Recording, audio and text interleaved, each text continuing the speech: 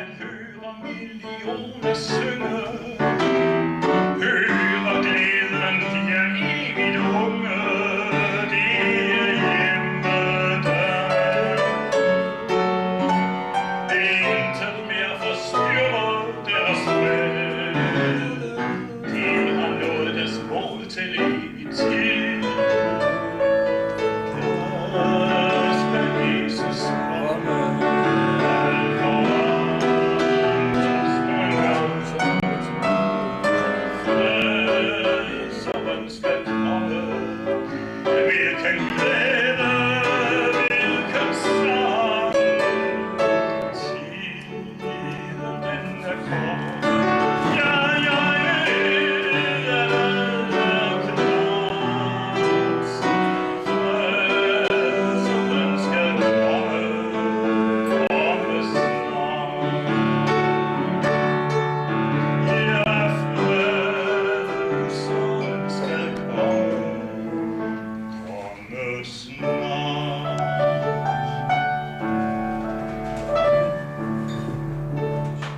Så er vi jo nået frem til...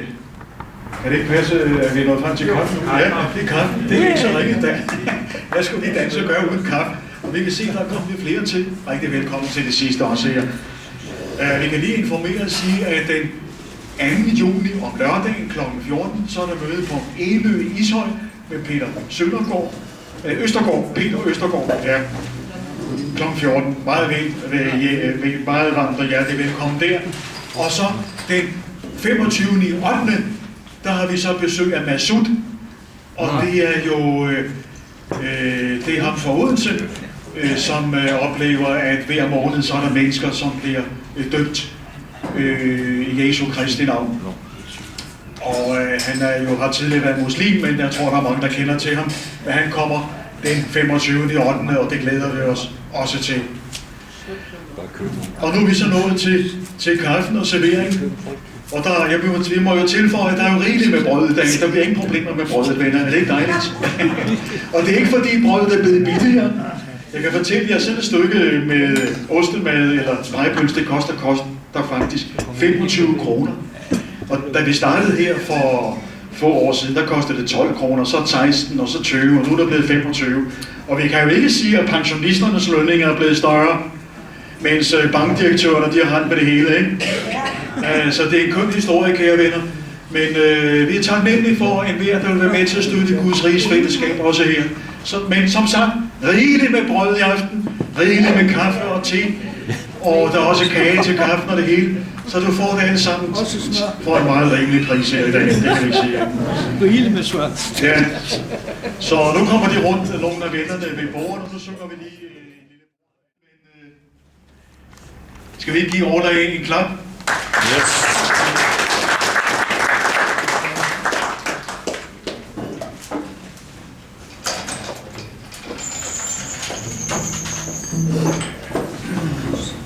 Ja, der er det der specielle ved at være herovre og have møde hos jer, at som mødet det skrider frem, så sidder jeg samtidig i mine egne tanker og tænker, må jeg overhovedet kommer til i aften.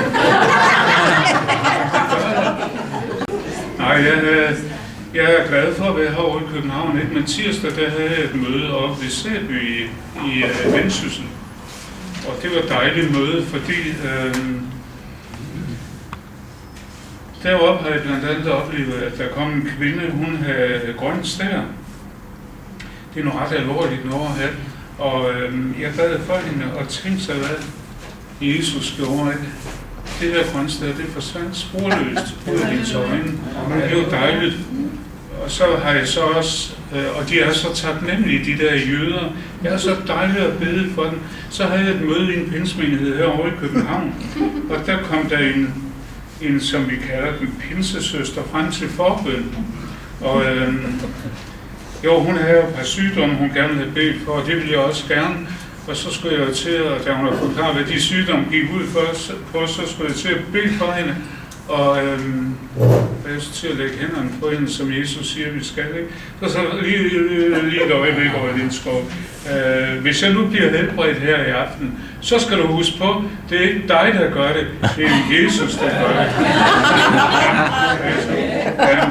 Det er jeg klar over, det er jeg fuldstændig. Og jeg har ingen lægelig uddannelse, så det er i hvert fald ikke mig. Nej, men lad os så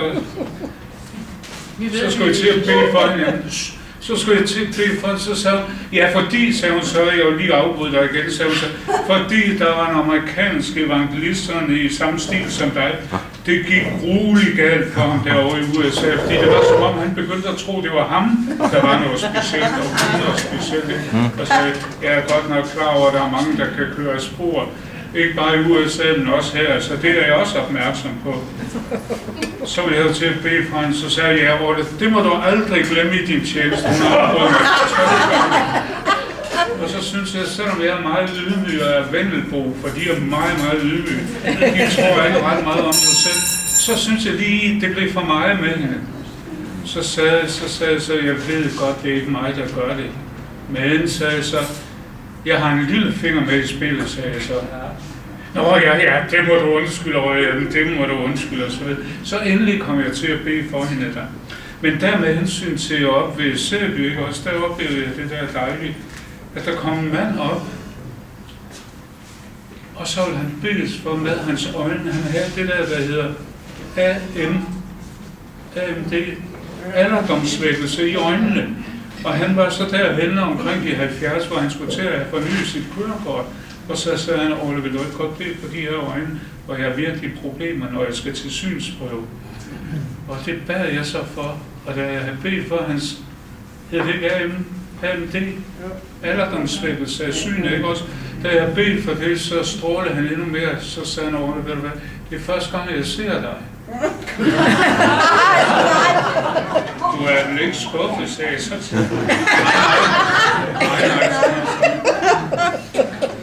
Jeg oplevede nede i Schweiz, der oplevede jeg på et møde, hvor jeg indbød til forbøn. Og så den første, der kom frem, det var en dame. Hun gik nede fra kirkegården, og så kom hun op på vej op og gik op for at komme til forbøn.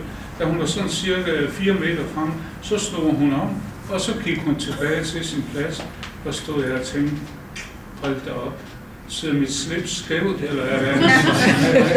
Nej, ved du hvad? Hun blev helbredt, inden hun nåede at komme op til forbøn. Jeg tænkte sig, at hun havde taget skridtene i tro. Hun var ude på en trosvandring, og hun behøvede ikke engang komme til forbøn. Jesus helbredte hende på vej derop. Men ham her, nu skal I høre, det var så dejligt. Han strålede, så sagde han, Ole, jeg skrev efter en salvedue hos dig. Og ved du hvad, det sagde man, det kunne jeg godt gøre, så jeg gjorde det. Og jeg skrev, som det var, jeg har lungekræft i begge lunger.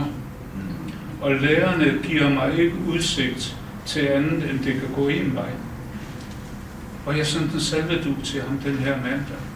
Og så kommer han deroppe ved Sæby og stråler og siger, jeg har lige været til undersøgelse. Jeg fik den salvedue i marts måned, jeg har lige været til undersøgelse. Og de siger, der er noget mærkeligt med dine lunger.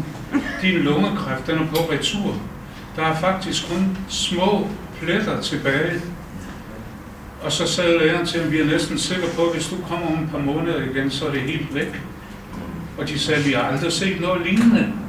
At lungekræft, det pakker sammen og begynder at forsvinde. Jeg har set det en del gange med mænd med prostatakræft. At efter forbøn, så falder tallet på den der prostatakræft. Det har vi et par stykker, der kom på møderne op i Allerød, der har oplevet det der med. Efter forbøn, så det der krafttal på prostatakræften, det ryger helt i bund. Jeg har en deroppe i Aalborg, hvor jeg har mange møder i det, der hedder Kristens Centrum. Der har vi en folkekirkepræst, der kommer hver gang jeg er deroppe til forbøn. Og han sagde omkring jul, lærerne fatter ikke, hvad der sker. Mit tal, det er røget fuldstændig i bund, og de siger, at det er nok det er kun et spørgsmål om tid, så er den prostatakræft væk. Og jeg synes, det er fantastisk, hvad læger ikke kan. Tænk, det kan Jesus. Og det skal vi aldrig nogensinde glemme, det der med, hvad Jesus han formår. Det, der er med Jesus, det er i går og i dag ja, til evig tid, der er Jesus den samme. Han forandrer sig ikke.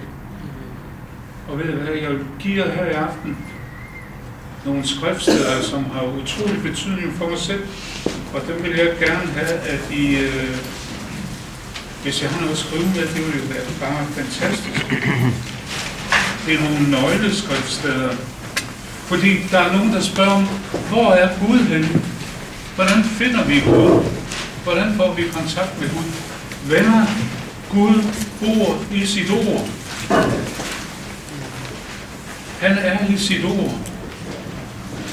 Han er sandhedens Gud. Og det, der er i hans ord, det, der står i Bibelen, det er sandheden. Og når du læser hans ord, og løfterne især, og får dem ind i dig, så er det Gud selv og Guds kraft, du får ind i dig. Sådan er det med troen. Det eneste, der kan drive tvivl og frygt og angst ud af vores liv, det er Guds ord. Guds ord er en kraft, der virker det, der står i det. Og nu skal I høre nogle steder, som er utrolig gode. Der er blandt andet det der med, hvad har du som beskyttelse i dit liv? Der står i salme 5, vers 13, og det er om Gud. Du velsigner den retfærdige, Herre. Du dækker ham med noget som skjold. Og hvem er den retfærdige? Det er den, der tror på Jesus Kristus. Det vil sige, tænk sig at have et skjold foran sig i dagligdagen, som er dit værn imod sygdom, mod ulykke, mod alt det der sorte, der kan ramme mennesker. Tænk at have et skjold foran dig. Og hvad er det skjold? Det er Guds nåde, der er dit skjold. Han ønsker at dække dig. Ikke bare give dig et skjold, men også at give dig en rustning på til beskyttelse mod alt det, der kan ramme mennesker i deres liv. Jeg fik et brev i går. Et chokerende brev. Jeg kan godt nævne det for jer, fordi det viser godt nok, at jeg talte så med en efterfølgende om det brev. Og den person sagde til mig, at det er som om tiderne bliver mere og mere onde her i vores land. Det bliver sværere og sværere at være menneske. For sygdom, det er hærger, som epidemi og alt muligt slags. Jeg fik et brev. Utroligt brev. Et ungt ægtepar. Det er ikke mere end ganske få år siden, de blev gift. De er i slutningen af 20'erne. Og de er troende. Og så skriver hustruen, efter vi har været gift et stykke tid, der sker der 2 ting på samme tid. Min mand får diagnosen, at han har kræft i hele kroppen, og samtidig får jeg konstateret, at jeg bliver gravid. Og min mand, han går igennem et behandlingsforløb med kemo og stråler, et langt behandlingsforløb. Hvorefter så læreren siger, at nu tager vi lige en pause, og det ser ud til, at det har hjulpet dig med det her behandling, du har fået. Og efter han så er nogenlunde færdig med det behandlingsforløb, så føder hans hustru et barn. Og det barn får de kun lov til at beholde et par måneder, så dør det barn.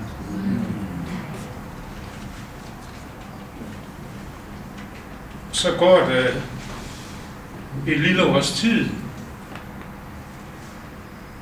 så bliver hun gravid igen, mirakuløst, for han er stadigvæk ikke helt færdigbehandlet med kræften. Og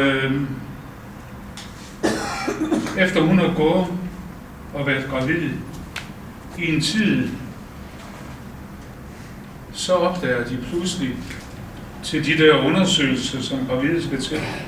Hun går rundt med et foster, der er dødt. Og hun skal så, som de skal, det ved jeg ikke, om I ved, men altså, jeg er der for det at vide, at kvinder, der går rundt med døde foster, de skal føde dem. Og den fødsel, den skulle være utrolig vanskelig, for den bliver sat i gang kunstigt. Og hun føder det der døde barn. Og næsten i samme omgang, så dør hans far. Og de må til at begrave et barn for anden gang. Og ikke ret lang tid efter, så er der det der, at hun ligesom siger til sig selv, nu har jeg 2 børn hjemme sammen med min far, og jeg tror, min far han passer så godt på dem, til vi engang selv kommer op og ser dem igen. Det der så sker, det er, at på grund af det der nummer 2, hun har fået det der dødfødte barn, så er der det der med, at så bliver hun ramt af en voldsom depression. For det psykisk så svært, fordi hun begynder jo sådan netop det der med at sige til sig selv, hvad er det hele for noget? Men hun skriver så til mig, om jeg vil sende en salvedue til hendes mand, så han kan blive helt fri for det der kræft, og samtidig en salvedue til hende, for at hun kan blive fri for det der psykiske. Og så vil hun også gerne være gravid igen, for de vil så gerne have børn. Og så kommer det, der er så svært med den brevkasse, jeg har i udfordring. For det spørgsmål, det møder jeg igen og igen. Det er faktisk Jobs spørgsmål. Hvorfor skal det her ramme os? Hvorfor kommer vi ud for sådan noget der? Og det her, det siger jeg så ikke lige i retning af dem, men kære venner, tiderne er onde. Da jeg læste det, hvor jeg næsten ikke tro på, at mennesker kan gå så meget modgang igennem. Men hun har stadigvæk håbet og ønsket om at kunne få et barn. Nu med hensyn til Salmernes bog, kapitel 5, vers 13. Der er du lov til at læse dig selv ind i sådan et vers og sige, Herre, og gør det hver morgen, fordi det her, det handler om, at du har en bevidst trostilling i forhold til løfterne. For der er nogen, der er kristne på den her måde, de tror, jamen, vi er jo kristne, jeg blev frelst for 12 år siden, så det alt er, som det skal være. Ved du hvad, dagene er onde, og det ser ud til, at hvis man ikke står i den der bevidst trostilling, så kan alle blive ramt af sygdom og smerte. Og det er bare en følge af, at vi er i familie med Adam og Eva. Langt ude, ganske vist. Men det slægtskab og det syndefald, det rammer stadigvæk mennesker. Og det er ikke noget at gøre med, om du er meget kristen eller ikke kristen, eller hvad du er. Det kan ramme alle, kan jeg se. Hvis I vidste, hvor meget sygdom der er i de kristne menigheder her i København. Hvis I vidste, hvor mange kræftramte, der går rundt i menighederne her i København, i frikirkerne. Endda i de kirker, hvor de beder i tunger og profeterer og gør ved. I de menigheder, hvor der er både profeti og tungetal, og jeg ved ikke hvad, der er lige så mange kræftramte i de menigheder, som der er i de menigheder, hvor de er mere stille i det. Så det er det der med, du der står, pas på, at du ikke falder. Og derfor, hver morgen så sig Herre, tak i Jesu Kristi navn, du dækker mig med din nåde som skjold på den her dag. Mod sygdom, mod alt hvad der kan ramme mennesker. Og der står i salme 9, et herligt løfte. Herre, du blev de fortryktes tilflugt, en tilflugt i trængselstider. Og de, som kender dit navn, de stoler på dig. Hvorfor gør de det? Dem, der kender det store navn over alle navn, Jesus Kristus, hvorfor stoler de på Herren? For du svigtede ikke dem, der søgte dig, Herre. Herren, han har aldrig nogensinde svigtet et menneske i nød, der søgte ham for hjælp. Men når det brænder på, søger du ham så? Eller søger du hjælp alle mulige andre steder? Og glemmer allerførst at søge Herren om hjælp. Der står om en konge i Israel. Dengang han var ung og blev udnævnt som konge og blev salvet som konge, ved I hvad, han var på den der måde. Han turde ikke at foretage sig noget som helst, uden han har været hos Herren, ved at sagt, Herre, hjælp mig. Nu skal jeg træffe de beslutninger i dag og i morgen og så videre. Men Herre, jeg tør næsten ikke at træffe nogle beslutninger uden din hjælp. Og der stod Herren, han havde velbehag i ham. For han hang ved Herren faktisk ikke. Han søgte Herren for alt, hvad der skulle ske i hans liv. Men ved I hvad? Han faldt af på den, som årene gik. For der står, op i alderdommen, der blev han ramt af en dødelig sygdom. Men der søgte han kun lægerne, og glemte helt at søge Herren. Og tænk, så kan det skride for os. Så kan det skride for os, at vi tror på, at mennesker kan langt mere, end Gud kan. Men her står der, og det har du lov til at læse på den måde. Herre, jeg stoler på dig, for jeg kender dit navn. For jeg ved, at du svigter aldrig dem, der søger dig. Du vil aldrig opleve et eneste svigt fra Herren, hvis du søger ham. Og lægger din sag og dit problem, eller din sygdom frem fra Herren. Og du vil ikke opleve, at han svigter dig. For Herren svigter ingen. Det er salme 9, vers 10 og 11. Prøv også at læse dig selv ind i det, fordi det er fantastisk med de her løfter. Der står jo, som det står generelt, læs dit eget navn ind i det. Og sige, Herre, nu søger jeg dig for det og det problem, for jeg ved, du svigter aldrig dem, der søger dig. Og så vil du komme til at opleve, du får hjælp ind i det problem. Du får hjælp. Der var en, der kom til mig på et forbundsmøde med noget sygdom. Og hun sagde så, Orla Lindskov, nu kommer jeg til dig med min sygdom, og jeg vil så gerne, du beder for min sygdom. For du er så god til det, og så behøver jeg jo ikke selv at bede. Hvorfor ikke det, sagde jeg så? Jamen, jeg er ikke så god til det som dig. Så sagde jeg, ved du hvad, det skal du bare huske på. Min forbøn må aldrig erstatte den personlige bøn. Jeg har indimellem på fornemmelsen, at der er nogle af dem, der kommer til forbøn med deres sygdom til mig, så tænker de, okay, det klarer han, så behøver de ikke selv. Jeg ved hvad der står, hvad to af jer bliver enige om at bede om, siger Jesus. Det er jo lige for min himmelske far, så min forbøn skal godt nok ikke erstatte den personlige bøn der. Sådan en kvinde havde jeg lyst til at jage ned på plads. Eller jage ned på plads, men jeg gjorde det ikke. Jeg er alt for flink af mig. Og så er det salme 18, vers 31. Guds vej er fuldkommen.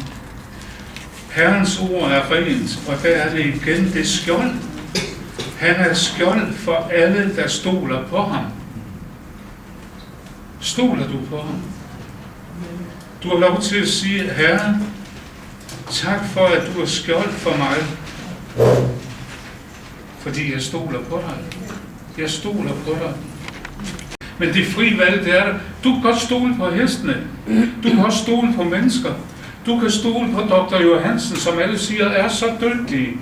Og du kan stole så meget på ham, at du helt glemmer at få Jesus med dig, når du går hen til ham.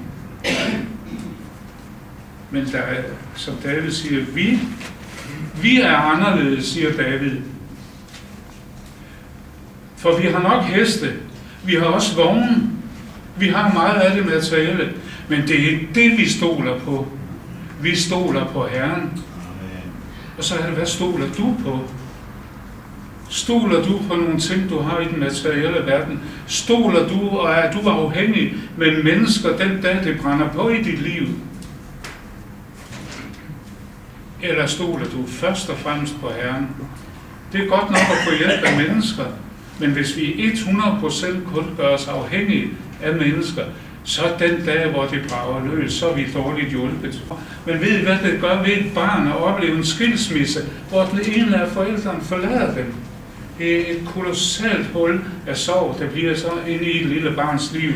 Det prøvede David i værste form, nemlig både hans far og mor forlod ham. De var ikke interesseret i ham. De regnede ham ikke for noget. Men så siger David i salme 28, der oplever han Herren. Lovet være Herren, for han har hørt min bedende røst. Min styrke, mit skjold er Herren. Mit hjerte stoler på ham. Jeg fik hjælp, siger David. Jeg fik hjælp. Mit hjerte jubler, jeg takker ham med min sang. Herren er værn for sit folk. sin salvedes tilflugt og frelse. Jeg fik hjælp, mit hjerte jubler. Søg Herren med alt, hvad der foregår i dit liv, og få den samme oplevelse som David. Du fik hjælp, og så bliver du så glad, dit hjerte jubler. Ja. I salme 32, det er også David, vers 7. Du er mit skjul, Herre. Du frier mig ud af trængsel. Med frelsesjubel omgiver du mig. Igen det der med, Herren udfrier. Herren udfrier af sygdom. Herren udfrier af smerte. Herren han udfrier af familiemæssige problemer. Herren kan udfri alt det, der tager din glæde. Så stor er Herren. Men det er nødvendigt, at vi siger det til ham, at vi tror på det, og så vil du altid få svar fra Gud. Der er nogen, de tror, at det er bare de andre, der er bedre, som får svar fra Gud. Nej, Gud han svarer alle, som søger ham. I salme 50, der står der, og det er Gud selv, der taler. Kald på mig på nødens dag, og jeg vil udfri dig, og du skal ære mig. Så konkret er løftet i vers 15, salme 50. Den dag, hvor du er i nød, på en eller anden måde, hvad skal du gøre på den dag? Du skal kalde på Herren. Du skal påkalde Herren. Og hvad siger Herren så, når du gør det? Så vil jeg udfri dig. Men hvad er det, der går forud for, at Herren kan udfri dig? Nogle de tror, at han udfrier mig nok automatisk. Det står der ikke. Der står, det du skal gøre. Kald på mig, siger Herren. Kald på mig på nødens dag. Så vil jeg udfri dig. Det vil sige, at du skal gøre det, at du påkalder Herren og beder ham om hjælp. Og du har gjort det, så er hans løfte, han vil udfri dig. Tit så glemmer vi at påkalde ham, den dag vi har brug for ham, fordi vi har så travlt med alt muligt andet. I salme 55, der står der, kast din byrde på Herren, så sørger han for dig. Hvad er det, du skal gøre? Du skal tage din byrde fra dine tanker, dit sind eller fra din krop, og kaste den over på Herren. Når du har gjort det, så sørger han for det videre, der skal foregå. Så tager han ansvar, som det hedder på et fint ord. Så tager han ansvar for den byrde, du har kastet på ham. Der findes mennesker i dag, de bærer selv på livets byrder, og nogle de er ved at blive knust under livets byrder. Fordi de forsøger selv at bære livets byrder. Det har aldrig været meningen, at vi selv skulle bære livets byrder. Jeg har set mennesker gå til grunde, fordi de selv vil bære livets byrder. Jeg har set forældre, mødre og fædre, som var belæsset med de byrder, der var på deres skuldre, på grund af børnene og børnenes liv var i laser og pjalter, var i stumper og stykker, og alle de byrder fra børnene, hvor det gik børnene skidt, dem fik forældrene læsset på deres skuldre, dem gik de med. Jeg har set forældre, der har været fuldstændig sammenknudet af sorg, ikke over dem selv, over deres eget liv, men på grund af deres børn. Det er nogle frygtelige byrder at gå med for forældre, at det går deres børn skidt.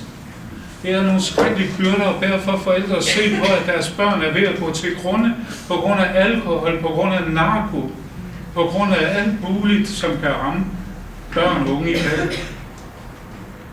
Er det så meningen, de forældre, de skal gå til grunde på grund af børn?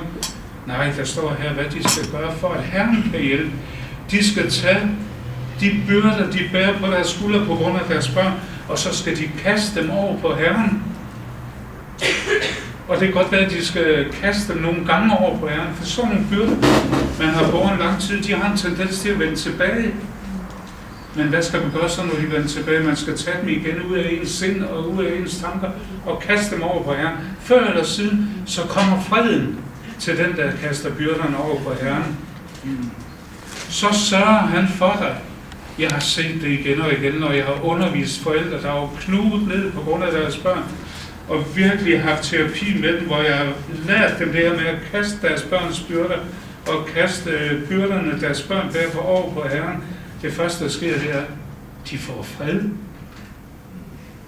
Og der var en mor, hun sagde til mig, Ole, ved du hvad, jeg er begyndt at kan sove om natten igen. For den fred, jeg har fået ved, at jeg nu har kastet byrderne over på Herren, den er så vidunderlig. Mig, der har mistet min nattesøvn. Jeg havde den der sådan, at selvom jeg tog sovepiller, så om natten, så blev jeg så træt på grund af sovepiller, men jeg kunne ikke falde i søvn alligevel, på grund af bekymringer. Frygtelig situation, kan jeg forestille jer at tage sovepillerne, og så blive så træt, man næsten ikke kan holde øjnene åbne, men alligevel ikke kan falde i søvn. Frygtelig. Så sørger han for dig, ja, han sørger for dine børn. Hvis du vil kaste den byrde, du bærer på dig for dine børn over på ham. Og salme 56, fordi det er jo det, der sker.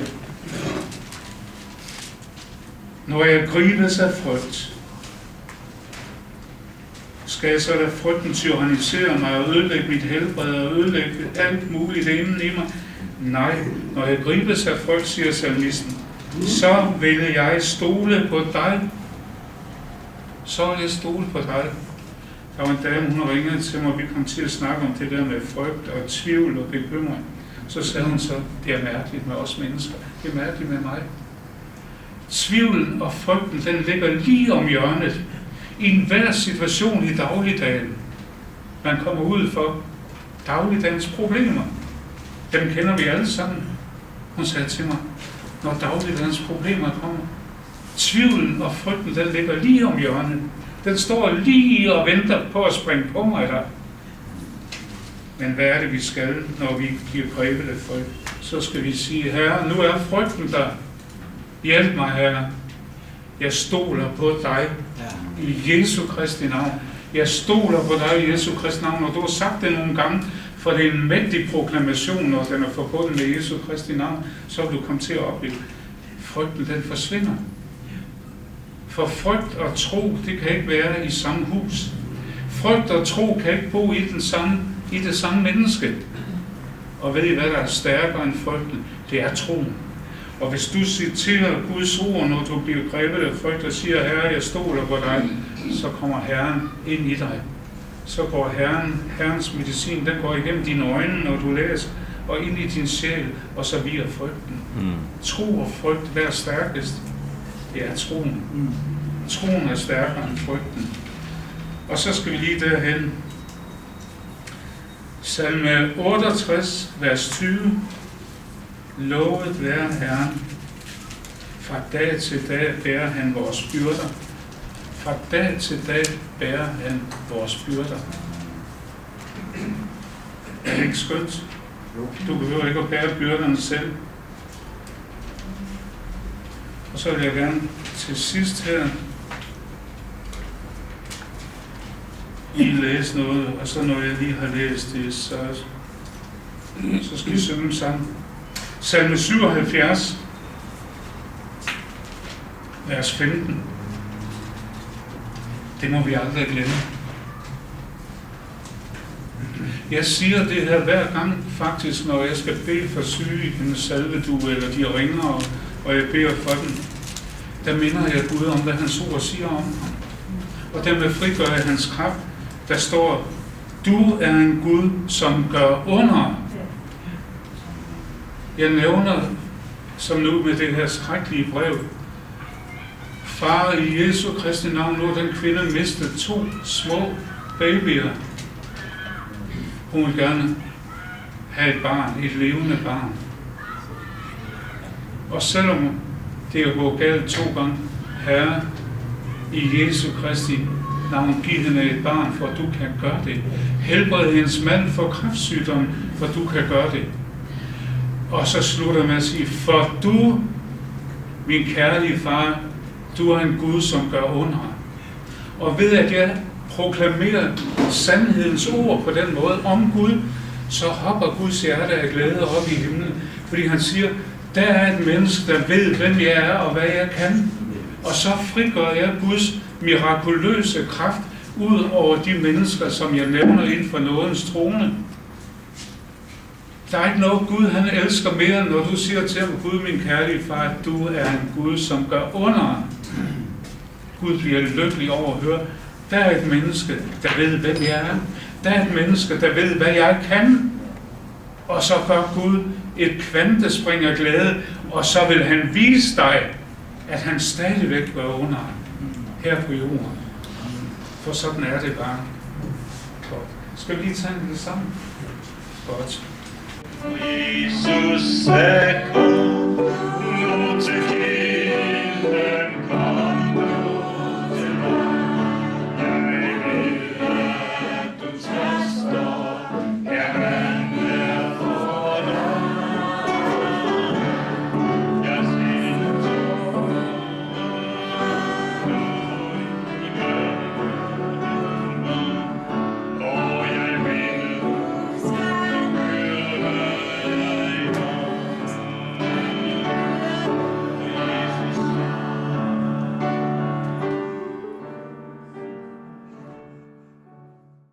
På Færøerne har jeg haft møder 7 gange, og jeg har næsten været rundt på de der grønne øer over det hele der. Og jeg har haft møder på Suderø, og der oplevede vi, at den aften der kom næsten hele Indre Mission til forbillede og ville have Helligånden.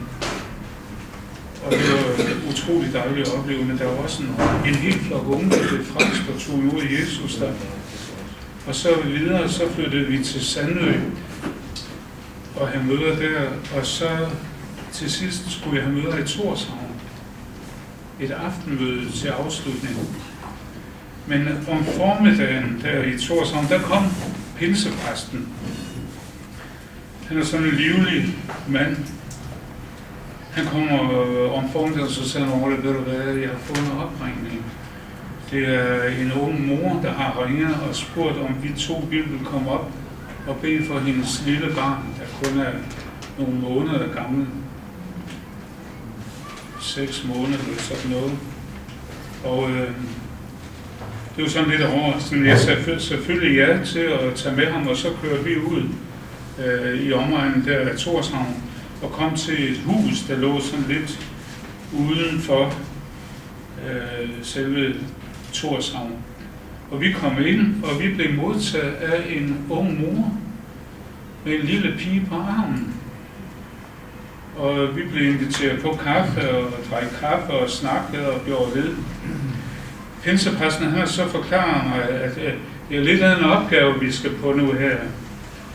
Fordi den lille pige, som vi skal ud og bede for, hun er født døvstum og er blevet diagnosticeret til at være døvstum fra Tórshavns Hospital.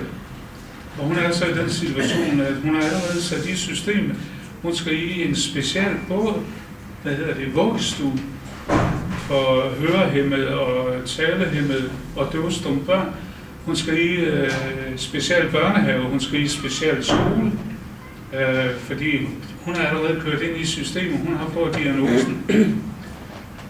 Efter hun blev født, så selvom de klappede hende kraftigt på lumsen, den her lille en, de kunne ikke få en lyd ud af hende. Og da de prøvede lydprøver ved ørerne på den her lille pige, der var ingen reaktioner overhovedet. Så der var ikke noget at gøre, så jeg tænkte jo nok, okay. Og den her mor, da vi kommer derop, hun havde så den lille pige på armen der, og vi drak kaffe, færøsk kaffe med kage til. Og så spørger jeg den her, for den der mor, hun er ikke sådan en der som sådan i kirke eller noget som helst, langt mindre faren. Fordi jeg spurgte jo moren der, hvor er din mand, spurgte jeg så ikke, altså sådan en almindelig dansk nysgerrighed, ikke? Og så min mand, sagde hun så, hold da op, da han hørte, at det var sådan en som dig nede fra Danmark, og så pinsepræsten, der skulle komme, han gemmer sig op bag ved forerne deroppe bag. Han flygtede op med forerne, han skulle ikke nyde noget af at være til stede, når vi kom der. Og så skete det der, at da vi så havde drukket kaffe, og så skulle jeg så til at bede om den kære pinsepræst. Han vidste ikke rigtig, hvordan man skulle gribe sådan noget an. Men jeg sagde så til moren der, nu skal du rejse dig op med din lille der på armen. Og så greb jeg ned i lommen efter min olieflaske. Og så salvede jeg mine fingre med salveolie, og så op til munden i den her lille en. Og det var den lille med på med det samme. Jeg troede, det var noget andet end mine fingre. Og jeg fik den jo godt ind og salvede den lille på tungen i Faderens, Søns og Helligåndens navn. Og i det store navn Jesus Kristus, I kan stole på den salveolie, den blev suttet af. Jeg håber, det var økologisk salveolie. Og derefter så salvede jeg så igen mine fingre der, og så ind i begge ører, i Faderens, Søns og Helligåndens navn, og i det store navn Jesus Kristus, og det næste øre også. Og så tænkte jeg, nu har jeg jo gjort, hvad jeg skulle gøre, ikke? Men lige i situationen, ikke, så tænker man jo alligevel, ja. Men altså, tænk så næste, altså så havde vi møder om aftenen, men så næste formiddag, så var det tæt på, hvor jeg skulle flyve tilbage til Danmark. Så kom pinsepræsten op, hvor jeg boede, han kom ind på det værelse, hvor jeg boede, og så gjorde han noget, som kun pinsepræster på Færøerne kan gøre. Kender I det der med at springe op sådan, og så slå benene sammen? Jeg har ikke set en eneste dansk pinsepræst kunne det, men det kunne han. Halleluja, sagde han så på Færøerne. Så siger han så, de snakker om det i hele Torshavn, sagde han så. Den lille mor der, hun har været på Torshavns Hospital her til morgen, og de har trukket diagnosen tilbage. Den lille kan både give lyd fra sig nu, og kan høre på begge ører.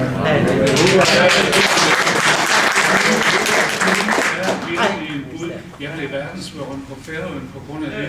Det kan jeg også sige. Men altså så det sidste, fordi jeg har så meget kontakt med færinger, der bor hernede. Dem har vi mange af i Esbjerg, og vi har mange af dem i Hirtshals, men der er også nogen i København. Der er nogle af de der færinger, de har forvildet sig helt herover. Nej, det sidste brev, jeg har fået, det var fra en færøsk mand, og han skrev Per Olle Lindskov. For 2 år siden fik min hustru konstateret brystkræft i begge bryster. Hun skrev øjeblikkeligt efter en salvedug fra dig, og du sendte min kone en salvedug. I dag er hun fuldstændig helbredt for brystkræft, og hun er stadigvæk så glad for den salvedug, hun fik. Og så kommer det så. Men, Olle Lindskov, i mange år, og det viser jo det der med, men kan godt nok være nogle seje kanutter indimellem. Fordi så skriver han, men nu har jeg i flere år gået og døjet med nogle skrækkelige smerter i skulder og arm. Jeg har prøvet læger, jeg har prøvet medicin, jeg har prøvet alt muligt. Der er intet, der har hjulpet. Så nu vil jeg gerne forsøge med en salvedug. Og ved I hvad? Jeg tænkte, han har været, hvad man siger, han har godt nok skulle have langt tilløb. Altså han har gået med det her så længe, men nu har han så overvundet sig selv til at få en salvedug. Og der vil jeg godt nok sige også til dig, der måske ikke kender så meget til det her med forbillede for syge og så noget der. Jeg har lagt en stak af udfordringen dernede bagpå, og i de der udfordringer dernede bagved ved Solvandsbro, i de udfordringer, der er min brevkasse i, som er hver 14. dag i udfordringen. Den hedder Fra sygdom til sundhed. Der skriver folk blandt andet sådan nogle spørgsmål som det der med, hvorfor skal det her lige ramme mig med sygdom? Men så er der også mange, de skriver tilbage til mig og fortæller, hvad de har oplevet enten på møder, eller når de har fået salvedug tilsendt. Der er en, der skriver til mig, kære Olle Lindskov, udslettet er væk nu. Jeg vil gerne takke for forbøn og salvedug, som du sendte til mig, angående min mosters udslet. Hendes situation i det hele taget er forbedret betydeligt, og udslettet er så godt som helt væk nu. Det er jo så det, du var inde på. Det er en, der går i forbøn for en anden. Det er en, der beder mig om at sende en salvedug, som skal videre til mosteren og mosterens udslet. Og tænk så, at Jesus han griber ind i det. Det er jo utroligt at opleve det. Jeg kan også lige prøve at læse her. Tak for forbøn for mit syn og pollenallergi. Min svigermor og jeg var til forbøn hos dig i søndags. Du bad for pollenallergien. Da du bad for pollenallergien, var det som om det blev trukket ud af næsen på mig. Min døsighed forsvandt, og nu har jeg det rigtig godt. Nu vil jeg bare gerne have en salvedug, så mit syn kan blive normalt. Der i tirsdags, der bad jeg for så mange med dårligt syn, men også med dårlig hørelse. Hvis I vidste, hvor mange der var deroppe i Selby, der havde tinnitus.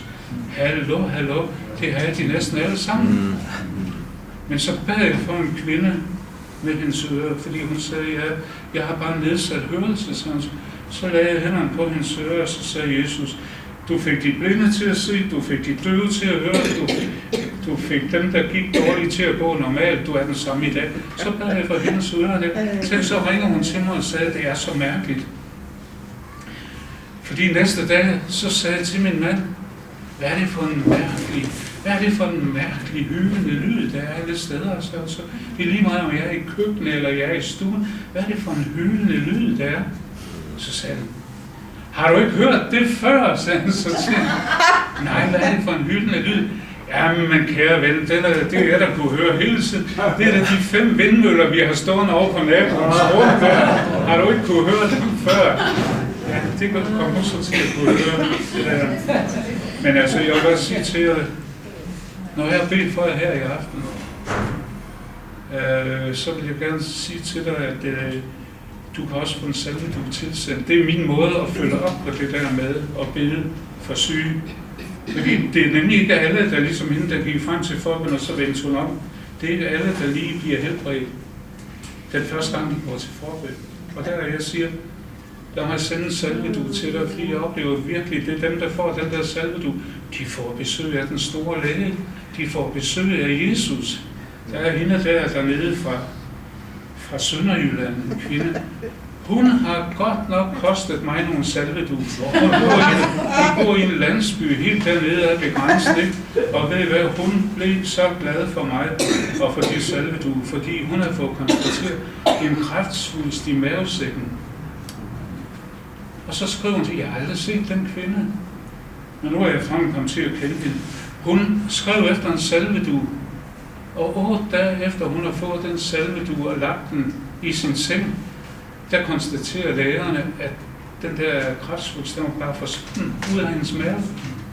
Og hun blev så ivrig. Den første, hun gik ind til, det var naboen. Han er sygemeldt lastvognschauffør, og han havde fået det der med, altså, I ved, lastbilchauffører, de sidder sådan, han har fået så mange smerter i skuldre og i nakke, at han var sygemeldt, han kunne ikke køre lastbilen mere, for det var helt galt. Så gik hun ind og sagde til ham, ved du hvad, nu skal du høre, jeg fik sådan en salvedug, så viste hun ham hendes salvedug og sagde, jeg har fået sådan en salvedug, ved du hvad, der er sket, min kræftsvulst, den er forsvundet fra maven. Nå, sagde han så, jamen det lyder da utroligt, ja. Skal du ikke have sådan en til din nakke? Jo, sagde han så, det kan vel ikke blive værre end det er, så så skrev hun efter en salvedug til ham, og ved I hvad, så gik hun over og spurgte efter nogle dage, hvordan går det? Jamen smerterne er bare væk. Amen. Og så gik hun i gang. Hun har faktisk fået salvedue til hele den landsby der. Virkelig, hun fortæller om Jesus og hvad Jesus han kan gøre. Så jeg har fået sendt nogen der med til Sønderjylland. Og det tilbud skal du også have. Hvis du går og døjer, så skal du bare vide, det er ikke det der med, at altid så får vi lige helbredelsen med det samme. Jeg oplever nogen, de bliver snydt. Når jeg beder for dem på mødet, så bliver de helbredt. Men smerterne forsvinder ikke lige med det samme. Fordi selvom du er helbredt, så kan smerter og symptomer, de godt hænge ved en tid bagefter. Og så er der mange, når de så går ud af døren dernede efter, at de er blevet bedt for, så siger de, nå, jeg blev ikke helbredt i aften, for smerterne er der stadigvæk. Og når de har sagt det, så taber de alt den helbredende kraft lige ud af buksebenene eller nederdelen, eller hvad det er, man render rundt med. Det forsvinder, fordi man bekender det modsatte af, hvad Guds ord siger. Hvad siger Guds ord? Når dem, der tror og lægger hænder på dig og beder, så bliver du helbredt. For Jesus sagde, på syge skal de lægge hænder, og de skal blive helbredt. Nogle de forventer, at så forsvinder alle smerter, alle symptomer lige med det samme. For ellers så tror de ikke, de er helbredt. Ved I hvad, du kan godt være helbredt, men selve befrielsen for smerter og sygdom, den kommer sådan hen over tid. Så pas på ikke at blive snydt og tro, du ikke er helbredt. Men det er fordi, vi danskere, vi er kommet dertil. Vi har været for mange gange i Bilka. Og ved I hvad, der står i alle deres køledisker, der står der her og nu tilbud, ikke også? Så når vi kommer til forbøn for vores sygdom, så skal det være her og nu. Ikke også? Der var hende, der erhvervskvinde, der kom til forbøn inde i en menighed i København, hvor jeg har møder. Så du kan nok høre, at jeg har alligevel møder herovre i København, ikke også? Ja. Og ved I hvad, hun kom frem til forbøn. Hun er sådan noget, som erhvervskvinder har på, sådan noget spaceredragt, eller sådan noget. Så har hun sådan en erhvervsmappe under armen. Hun kom ind. Ja, og hun kom frem til forbøn. Og ved I hvad hun sagde? Hun sagde, Rold Lindskov, jeg er erhvervskvinde, jeg har en meget travlt stilling i et stort firma, og nu har jeg desværre fået en meget alvorlig sygdomsdiagnose efter undersøgelser. Og ved du hvad, det er en streg i regningen for min karriere, sådan så. Men nu har jeg hørt, at du bliver for syg, og nu er jeg kommet her i aften. Jeg har sat den her aften til at blive helbredt. Og så sagde jeg, det er i orden. Så nu skal jeg bede for dig. Jamen, vent lige et øjeblik. Fordi når du nu beder derop, så skal du godt nok lige sige til ham derop, at nu er jeg kommet her i aften for at blive helbredt for min sygdom. Og du må godt sige til ham, hvis han ikke helbreder mig her i aften, så prøver jeg noget andet i morgen, sagde hun så.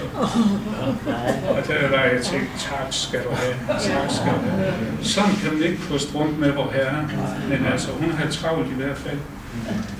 I nogle tilfælde, så må man, i gamle dage, der sagde de med et fint ord, opbebi Herrens indgreb. Det betyder afvente Herrens indgreb. Efter der er blevet bedt, så skal man lige afvente, fordi det kan godt tage lidt tid, inden bønnesvaret det kommer fuldt og helt. Det prøvede Daniel også. Han bad, der kom ikke noget svar. Han blev ked af det, så sagde Gud til ham, Daniel, jeg har hørt din bøn, og bønnesvaret er på vej, men der er sådan nogle mørke i luften der prøver at forsinke bønnesvar. I kan godt nok stole på det der mørke i luften, det er der meget af herover Danmark. Virkelig meget af det der sort noget, der prøver at holde bønnesvaret tilbage. Jeg kan godt sige, det er langt lettere at bede syge rask i Norge, på Færøerne, i Japan selv, hvor jeg har haft en del møder over. Det er langt lettere at bede syge rask der, i de lande, end det er her i Danmark. Så der er godt nok nogle mørke over det her land. Men derfor også, jeg siger, i min tjeneste med forbøn for syg, der vil jeg være udholdende, fordi jeg kan se, når vi holder ud i bønnen, ikke, så er det der med, så får vi det, vi har bedt om. Men tit så giver vi op alt for tidligt. Der. Godt. Nej, det skal jeg lige sige til jer så, okay. Der var en kvinde herovre i København, hun kom og spurgte mig efter et møde, du Rolle, hvad for en kirke er du ansat af? Hvor får du din månedsløn fra? Så må det jo så sige til, at jeg er ikke ansat af nogen kirke. Jeg lever i tro på, at når jeg gør det, jeg skal gøre for Herren, så vil han gøre det sådan, at der er nogen, der ser med gavmildhed på min tjeneste, og vil være med til at støtte den. Fordi jeg lever i tro. Og jeg ved, det er den samme tro, jeg lever i, som helbreder de syge. Det er den samme tro, jeg har for, at Herren han vil sørge for mig, når jeg gør det arbejde, jeg gør. Det er den samme tro, der helbreder de syge, jeg beder for. Så hvis du vil være med til at støtte det arbejde, jeg gør, og den tjeneste, jeg har, hvis du vil være med til, så ligesom det der, at tænke på det der med, at på Færøerne, det er for at vide, den pige, hun er nu 9 år, og hun kan stadigvæk både høre og tale. Hvis I vil være med i, at den lykke og den glæde, den lille mor, hvis man gemmer sig op ved foran, den utrolige lykke og glæde, hun fik, da hun opdagede, at nu kunne hendes barn tale, eller ikke tale, nu kunne hendes barn give lyd fra sig og kunne høre. Den glæde der, den er det hele værd, det kan jeg godt sige. Men altså, som sagt her i aften, det er jo frivilligt, ikke? Men hvis du vil være med til at støtte det arbejde, jeg gør, så vil du gøre det, når kollektoren går rundt nu her. Der er ingen tvang i det, men alligevel vil jeg sige på forhånd tak. Og så bagefter går vi over til forbønnen.